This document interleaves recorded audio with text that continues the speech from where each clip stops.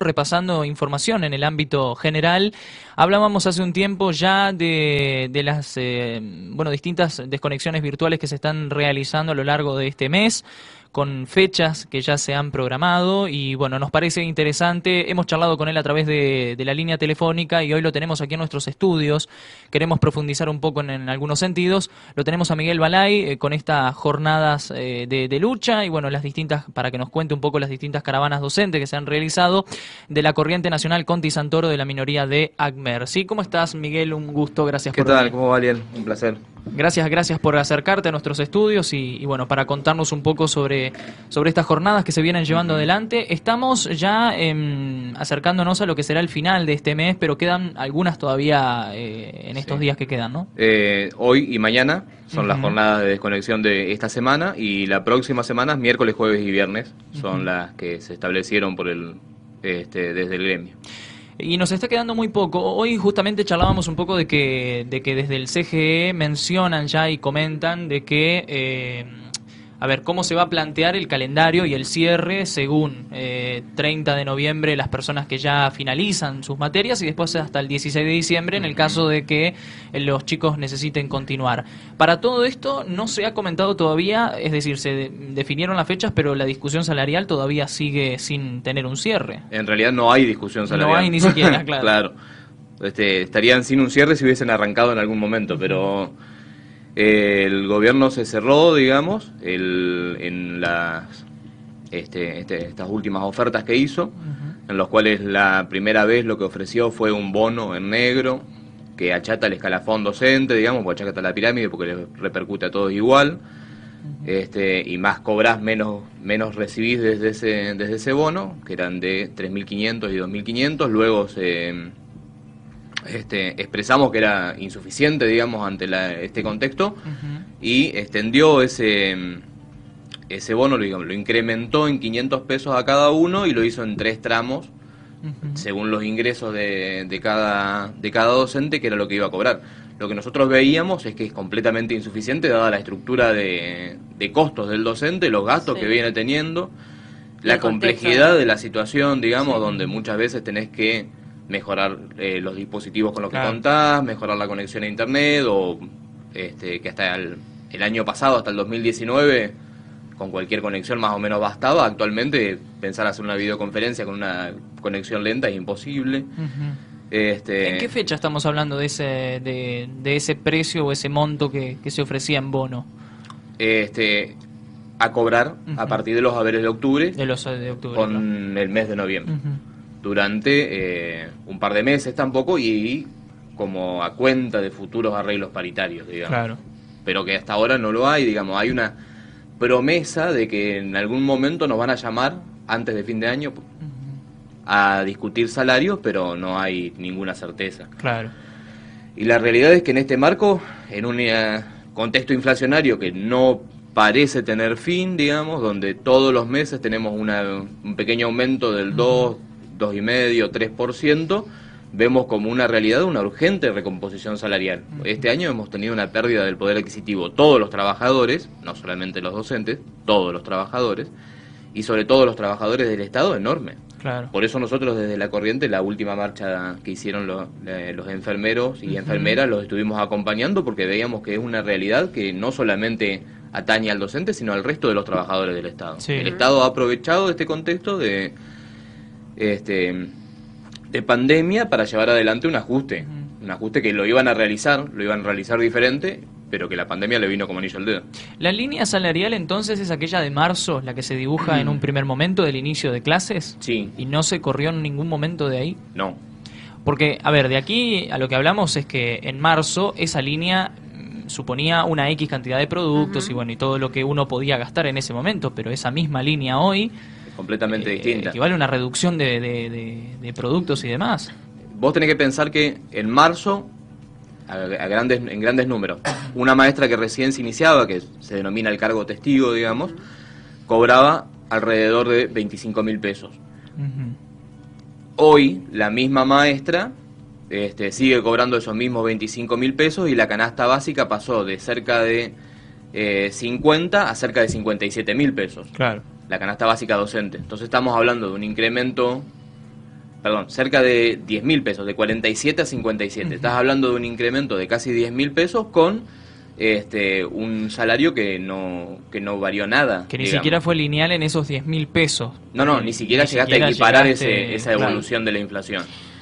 Miguel, bueno, como ya veníamos hablando, esta lucha ya viene ya hace mucho tiempo, y con el tema de la pandemia, ¿creéis que ha llegado, a ver, veo en las redes sociales y demás los distintos docentes, como que ha llegado al límite, ¿no? Como que es ahora que uno dice, no, las cosas se tienen que acomodar. Yo creo que más allá de que se ha trabajado de manera virtual y demás, como que uno dice, no, las cosas no son así, tienen que cambiar. No sé si tiene que ver con lo que ha sido la cuarentena, lo que ha sido trabajar de manera virtual, que por supuesto que ha cambiado totalmente, como vos decís, el tema de dispositivos, conexión, me parece que tiene que ver también con lo que ha sido la pandemia. Sí, lo que nosotros notamos con el docente es que no solamente está cansado de que el ajuste caiga siempre sobre las mismas personas, o sea, sobre el trabajador, en este caso el trabajador de la educación, pero los trabajadores en general, como lo decía recién, sino que además en este marco nos exigen cada vez más y nos pagan cada vez menos. Porque esa es la realidad. O sea, en términos nominales te pagan lo mismo, pero en términos reales lo que yo puedo comprar con ese dinero es cada vez menos. Entonces, te exigen cada vez más, te pagan cada vez menos. Como yo decía en alguna oportunidad, en algún congreso de ACMER nos exigen una educación de Finlandia y los sueldos de Botswana. Claro. Digamos, entonces hay algo que nos está cerrando en el medio. También el docente está muy cansado, digamos, a esta altura del año, porque el trabajo ha sido enorme. Hemos personalmente y con muchos compañeros están iguales, trabajan, corrigen trabajos 24 horas al día, 7 días a la semana prácticamente. Los alumnos mandan los trabajos en cualquier momento y llega una instancia en que no podés dejar de corregir ni siquiera los fines de semana porque se te amontonan trabajos. Claro. Sí, que más allá de que sea virtual, la cantidad de trabajos no se modifica tampoco. Y la cantidad de los alumnos tampoco. La cantidad de alumnos tampoco. En mi caso particular, yo tengo 392 alumnos, a un promedio de 12, 13 trabajos por alumnos en lo que va del año. Y bueno, voy a andar cerca de los 5.000 trabajos corregidos a fin de año. Claro. ¿Saltás de una clase y vas a otra? Así se parte tu tarde, por ejemplo, con los cursos y con las charlas virtuales y demás. Claro. No hago... por las características, yo doy tecnología. Entonces, por las formas en las que se encaran las materias, por ahí es más fácil hacer un tutorial, que lo cuelgo en YouTube y los gurises lo pueden ver en el momento que ellos crean pertinente, y clases virtuales de vez en cuando para temas puntuales. Pero sí, los días que tengo clases virtuales, tengo cada 40 minutos una clase, me desconecto de una y subo en otra, y así voy. ¿Qué plataforma utilizaste o estás utilizando todavía? He usado Meet, sí, me ha dado buenos resultados. Sí. Que realmente que se vuelve muy complicado, ¿no? A esta altura del año, esta situación, y la promesa tal vez del gobierno, en este caso el gobierno nacional, de llegado fin de año ya comenzar con las tratativas de la paritaria salarial del año que viene, ¿no? Para poder de alguna forma ganarle a ese mes de febrero que comienza siempre a ser el inconveniente con el tema salarial. ¿Crees que va a ser posible esto? Y promesas vanas, diría, hay alguna canción que habla de promesas vanas de un amor, bueno, promesas vanas de un gobierno que nunca nos ha citado en diciembre para discutir una pauta salarial del año que viene. Siempre te llama a último momento, y este año no nos ha citado en ningún momento para hacer una discusión seria de lo salarial.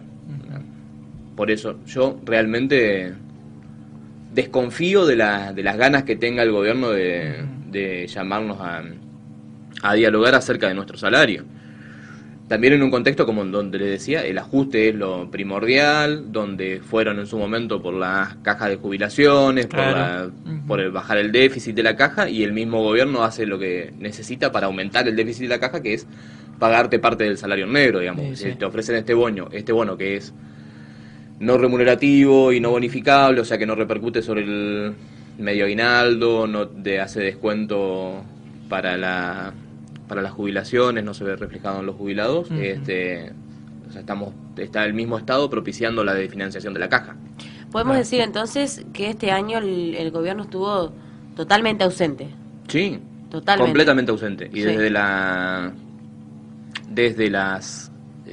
el punto de vista de la pandemia también, digamos. O sea, el Estado nos va a exigir en su momento que volvamos a las escuelas, con lo cual ningún docente está en desacuerdo con volver a las escuelas. Es más, necesitamos volver al aula, pero lo que no podemos es volver al aula a cualquier costo. O sea, no podemos volver al aula con la misma infraestructura que teníamos en marzo. Es imposible. Y la realidad es que el Estado provincial y nacional, en este periodo de 7 meses y medio, 8 meses, no ha invertido un peso en acomodar las infraestructuras sanitarias de las escuelas. O sea, no ha invertido realmente un peso. Es decir, no pusieron un dispenser de alcohol en gel ni siquiera. Porque si vos me decís, bueno, ¿qué es lo mínimo que voy a tener que garantizar? Y voy a tener que garantizar que tenga el alumno al momento de entrar algo para limpiarse las manos con alcohol en gel, en estos protocolos nuevos que vamos a tener cuando volvamos a la normalidad. Bueno, eso no está hecho. Estuvo ausente desde distintos puntos entonces. Incluso se podría haber ganado tiempo, ¿no? En este lapso que los chicos no fueron a las escuelas, de empezar a preparar ese terreno, y sin embargo no pasó nada. No ha sucedido. Poniendo de ejemplo aquel docente que decíamos va ganando 25.000 pesos, ¿no? La nueva propuesta o la propuesta que ofrecen desde los gremios, ¿en cuánto se sitúa esa línea, esa primera línea de docentes, en cuanto al monto? Nosotros desde la Corriente Nacional Docente Condición Toro decimos que el docente que recién se inicia debería ganar, o sea, el cargo testigo debería ser de 3 canastas básicas. ¿Por qué? Porque, por supuesto es una lucha que no se va a lograr de un día para hoy, porque vos pasarías de estar de 25.000 a estar en 150.000. 150.000. No pretendemos lograrlo de un día para el otro. ¿Por qué ponemos eso? Porque en su momento se logró, o sea, cuando realmente el Estado necesitaba que la educación sea un pilar fuerte, y estamos hablando de la década del 30 del siglo pasado, o sea, del siglo XX, una maestra que recién se iniciaba tenía 3 veces el sueldo el de la canasta básica. El de la canasta básica, su sueldo representaba eso. ¿Por qué? Porque se apostaba fuertemente a la educación por el modelo del sistema que necesitaba la Argentina en ese momento. Años antes, unos 120 años antes a partir de ahora, era 2 veces el sueldo la canasta básica. O sea, el sueldo docente representaba 2 canastas básicas. O sea, no decimos algo que sea descabellado. Decimos que es algo posible, que deberemos pensarlo a largo plazo, sí, pero que en ningún momento un docente puede estar cobrando un salario de pobreza, o sea, un salario de miseria. Eso es una explotación. O sea, bajo cualquier rango de... Y la mitad, ni siquiera la mitad de la canasta. No. Estás muy por debajo de la mitad. Muy por debajo de la mitad. Y la misma maestra que supongamos tiene la máxima antigüedad posible, tampoco llegaría a cubrir esa canasta. Claro. Estarías unos 10.000 pesos por debajo de la canasta básica, hoy por hoy. Sí. Qué loco, ¿no? Porque justamente días atrás hablábamos con Liel de que, a ver, justamente la educación, uno de los rubros más importantes, a ver, por supuesto que todos los puntos son importantes, ¿no? Lo que es la economía y demás, pero digo, la educación, que es la base de todo, para comenzar, ¿no? Digo, es la base y es el más perjudicado, o sea, uno de los más perjudicados en lo que es lo salarial, y ya hace mucho tiempo, no solamente ahora por la pandemia. Y la verdad que se vio complicado. No sé qué pasará para el 2021. Todavía con el estado ausente, como vos estás nombrando, realmente que hay 0 novedades para lo que va a ser el año siguiente. Y lo más probable, si seguimos de esta forma, es que la situación se agrave. Que la situación se agrave porque no están dando, en una expresión coloquial, no están dando pie con bola con cómo solucionar el problema de la inflación, cómo solucionar el problema de la devaluación. Entonces los salarios se mantienen nominalmente en el mismo valor, en términos reales se achica, la situación se agrava. Sí, es un círculo vicioso, digamos, donde no encontramos la solución, y nada hace prever de que la solución se vea en el horizonte. Realmente el panorama es muy complejo. Miguel, bueno, profesor de tecnología, ¿no? Sí. Y acá es donde digo, te ha tocado también una parte un poco menos compleja tal vez al que es un profesor que nunca había estado en contacto, digo, con otro tipo de cuestiones, ¿no? Pero de cualquier forma me decías que esto los ha tomado por sorpresa a todos en el hecho de la metodología, a la práctica, a lo que había que hacer. ¿Cómo ves en este tema a los chicos? Creo que se ha corroborado, habiendo pasado ya varios meses de pandemia, que nada va a ser igual al cara a cara, a la clase, a lo presencial, ¿no? Más allá de que hayan herramientas. Sin duda, las herramientas digitales pueden estar presentes, pero al momento de de dar la clase, el cara a cara es insustituible, por lo menos en secundaria y en primaria. Primaria más que nada. O sea, primaria, la virtualidad le ha jugado muy en contra por los contenidos que se dan y por la relación que necesita el alumno con su maestra o su maestro. En secundaria no es la misma relación, porque el tiempo que comparte uno, docente, con el alumno es mucho menor. O sea, yo estoy 40 minutos, 80 minutos con el chico, pero la relación, digamos, la posibilidad de pasarle mis contenidos desde la virtualidad no es lo mismo que en la presencialidad. O sea, la presencialidad es insustituible bajo cualquier punto de vista. O sea, si había alguien en alguna madrugada pensó en virtualizar la educación en un contexto normal, y yo le diría que estamos lejísimos de eso por las formas en las que se desarrolla la educación y por la necesidad que tenemos del contacto humano. ¿Qué pasará con las futuras generaciones que todavía no comenzaron porque distinto a aquella persona que venía tal vez hasta quinto año del secundario clase presencial y de buenas a primeras empezó con lo virtual, es obviamente chocante. Ahora, aquel chico que no comenzó y que no vio nunca esa parte. Realidad. Y tal vez ahí cambie. No sé, sería vaticinar, sería casi adivinar el futuro. Sí. Pero para mí, el ser humano es un ser social por naturaleza. O sea, necesitamos del contacto del otro. No somos individuos que podemos estar separados de eso, piensa el capitalismo. Digamos que somos individuos que cada uno debería arreglarse por su cuenta, más o menos con cómo se pueda. Lo que nosotros pensamos es que el ser humano necesita de la socialización con el otro. O sea, uno aprende en contacto con el otro. O yo aprendo de estar en contacto con mis compañeros que tienen una realidad diferente, que tienen una forma de pensar diferente, yo qué sé, que tienen una forma de hablar, una forma de vestirse. Yo me crezco cuando estoy en contacto con el otro. Entonces, creemos que la presencialidad es insustituible. Realmente insustituible. Miguel, ¿qué tenés para contarnos de la virtualidad que estamos hablando, pero en los docentes?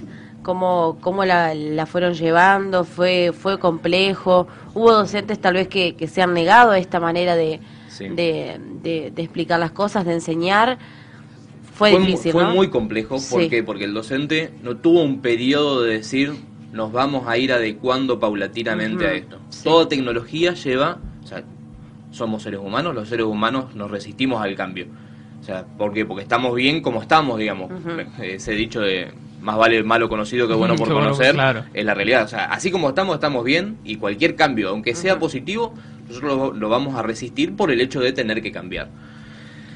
¿Qué es lo que pasa? Vos tenés una heterogeneidad en los docentes que es enorme. O sea, vos tenés de docentes que son muy jóvenes, así como yo, que están muy susceptibles al cambio, que les interesa cambiar, a innovar y modificar su forma de dar clases, y tenés otro docente que tienen la misma edad, digamos, cronológica, que ese docente que está predispuesto al cambio, que es muy conservador y que le gusta que le gustaba más la clase, con razón, ¿no? Presencial, y le costó un montón adecuarse a la nueva realidad. Y también tenés docentes que tienen un largo recorrido en la docencia, que tienen mucha antigüedad en la docencia, mucho camino recorrido, y que se adecuó fácilmente, que le interesó, que aprendió nuevas formas, y tenés otros que le costó también, digamos, la heterogeneidad es enorme. Para el docente para el colectivo docente fue un enorme desafío la virtualidad. Para las escuelas mismas como institución fue un enorme desafío, porque tuviste que todos los roles y funciones reprogramarlos, cambiarlos, modificarlos y adecuarlos a las nuevas realidades. O sea, fue realmente una complejidad enorme. Veo problemas en cuanto a la propia tecnología que tienen tanto alumnos y docentes, veo un problema con Internet. ¿Qué es lo que más te preocupa de ese entorno tecnológico que hoy tenemos? Me preocupa que todavía hoy, siglo XXI, no logremos que todas las personas tengan acceso a las mismas herramientas tecnológicas. O sea, el Estado estuvo ausente en eso también. O sea, a esta altura de los acontecimientos no podemos estar en octubre o noviembre con alumnos que están desconectados porque no tienen los dispositivos o porque no tienen Wi-Fi. Claro. O tienen acceso a datos. O sea, eso es, bajo cualquier punto de vista, imperdonable. O sea, el Estado debería haber hecho en 7 meses lo que sea necesario para brindarle en este contexto a las personas más vulnerables las herramientas necesarias para poder trabajar desde la virtualidad. Porque si yo digo, es necesario que trabajemos desde la virtualidad, pero no brindo las herramientas para hacerlo. O sea, y es difícil, sí. O sea, yo podría haber justificado que el Estado haya demorado, que esto arrancó el 16 de marzo, yo qué sé, que el 16 de mayo todavía estemos sin implementarlo, pero no que el 16 de octubre todavía no lo podemos haber implementado. Claro. O sea, el Estado tiene las herramientas necesarias, tiene los dispositivos necesarios y tiene el dinero necesario. Lo que pasa es que ese dinero lo invierte en otras cosas, que evidentemente la educación no es una prioridad. Y déjame ligar a esto que estás diciendo, lo que venimos hablando, Liel, hace un par de días, el tema de la educación pública, la educación gratuita, que ya deja de ser pública y gratuita cuando hablamos de una educación virtual, sin internet, que sea tal vez público. Claro. Es decir, los chicos que no tienen internet en sus casas y que deben pagar internet, ya no estamos hablando de una educación... de una educación pública y gratuita. Exacto. Sí, en realidad lo que está sucediendo es esto, digamos, el Estado, que es justamente lo que decía recién, el Estado debería haber arbitrado los medios necesarios. No lo hizo en ningún aspecto. O sea, no lo hizo... Sí, desde lo salarial. Desde lo salarial, no lo hizo desde lo salarial, no lo hizo de las infraestructuras escolares, o sea, porque realmente en 7 meses, ¿cuánto se podría haber avanzado en la adecuación de los edificios escolares para el retorno a las clases presenciales? Mucho, muchísimo se podría haber avanzado. Y no se hizo. Por error, por omisión o por negligencia, y desde la posibilidad de que docentes y alumnos se puedan conectar también, digamos, sobre todo alumnos. Los alumnos están muy complicados, sobre todo los alumnos de los sectores más vulnerables, que son aquellos que más se deberían apoyar. Totalmente. Bueno, Miguel, repetimos entonces las fechas que hay desconexión virtual y bueno, y lógicamente que siempre estamos atentos a ver si hay alguna variación en el tema de la discusión. Cada vez que pasa el tiempo y acercándonos a fin de año, difícilmente que se mueva esa aguja, tal vez se espere a la propuesta del año que viene. Esperemos que no, o sea, por nuestro propio bien, por supuesto, que el Estado nos llame en noviembre, estamos abiertos a que nos esté llamando en noviembre y que discutamos salario, pero desde la experiencia personal lo veo muy complicado. Las etapas de desconexión, bueno, son hoy y mañana, y la próxima semana, miércoles, jueves y viernes. Esas son los periodos de desconexión que están viniendo. Y luego, bueno... Y con este camino, en caso de que no haya ninguna respuesta, tal vez ya en noviembre se esté optando nuevamente por algo de... Por alguna nueva medida de desconexión o alguna otra. Esperemos que cambie esta realidad cuanto antes por cada uno de los docentes e incluso, lógicamente, por las familias que acompañan a esos docentes, ¿no? Porque a veces nos olvidamos de que en realidad no es un docente y tal vez ese docente ya tiene chicos que alimentar y tiene familia y está bastante complicado ese tema también. Está muy complicado. Sí. Pues fíjate que muchos, no solamente docentes, sino trabajadores en general, se vieron en la obligación de tener otras actividades para poder ir subsistiendo, digamos, parece mentira. Pero hay docentes que, yo qué sé, que venden manualidades, que empezaron a hacer algún emprendimiento propio o algún otro para poder complementar el salario del docente, porque el salario del docente por sí mismo no se mantiene, no se sostiene. Tal cual. Gracias por venir, Miguel. No, por favor, gracias por invitar.